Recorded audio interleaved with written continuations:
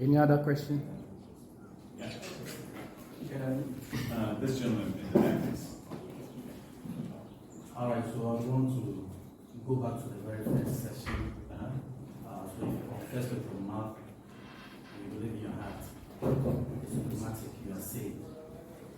And I want to ask, so in my last minute on earth, if I'm caught in sin, being that if I'm caught in deviating from what God requires me to do, as in sin being not the norm as Christians. So in my last breath, if I'm caught in sin, am I still eternally saved or something changed? That's the first question. The second one, which is a bit far from what we've been taught, I want to understand your teaching or explanation on God being triune, because there are a whole lot of arguments about no, Jesus is separate, God is the Father, and then the Holy Spirit. So what is your take on God being triune? Yeah, so the first question has to do with, the question was if you're sinning in your last breath, are you still saved? And the first answer that I would give is, is your sin greater than God? And the answer is always going to be no. Your sin is not greater than God. And so your sin or your unfaithfulness in any time cannot undo the faithfulness of God. And so if he's promised that the one who believes in him has everlasting life, and if you believed in him, then you have everlasting life. And it's his promise is bigger because he's faithful. He's always faithful. And actually, 2 Timothy 2:13 says that if we are faithless, he remains faithful.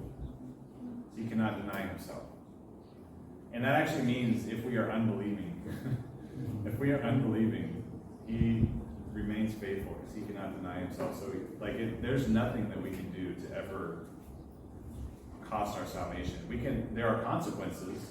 Even in that passage, it talks about how if we don't endure, if we deny Christ, then we're going to be denied the opportunity to rule with him.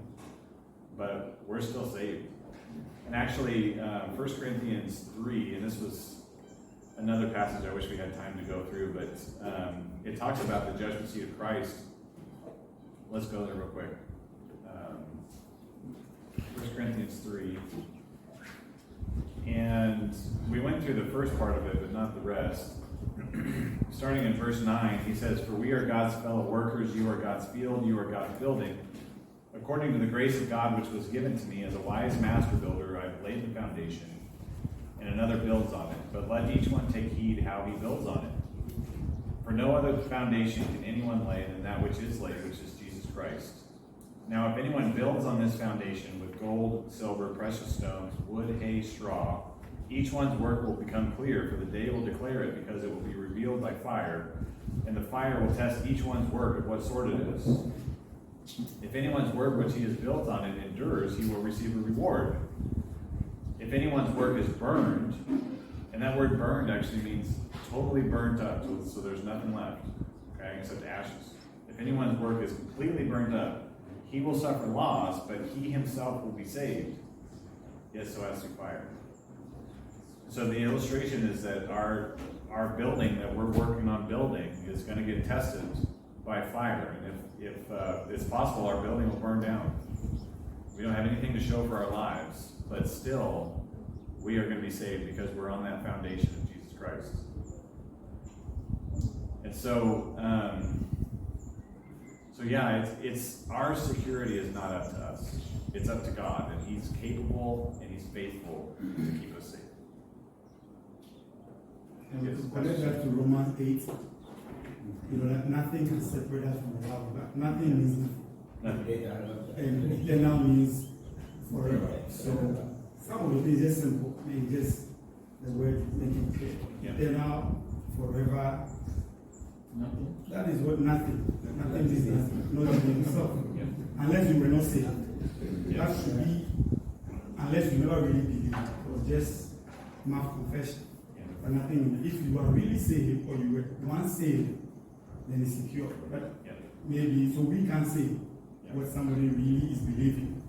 We can't see it, but we know ourselves, Yeah. right? And that's important. Yes. Because people can lie, but they know, They know, yes. right?